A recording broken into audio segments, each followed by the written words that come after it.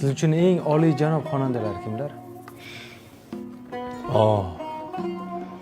Oliyjanob xonandalar qo'shig'ini qizg'anmaydiganlar.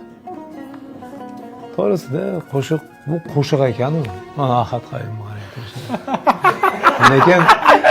lekin shu bola ham oliyjanob bola, birorta she'riga pul olmaydi hech kimdan borib. Rostdan olmaydilar? Yo'q, masalan, mendan olmagan. Masalan, Ozodbek Nazarbek Ozodakani men konsertlar, bir shoularda chiqib berdim.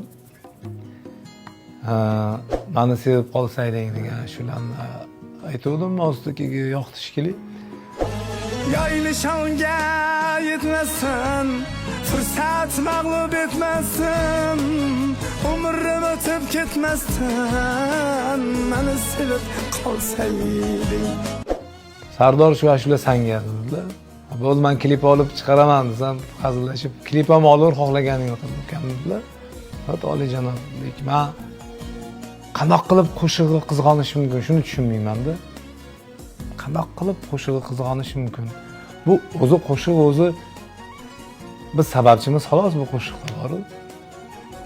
Bizning qo'shig'imiz emas, bu Alloh bergan. Nima deydi?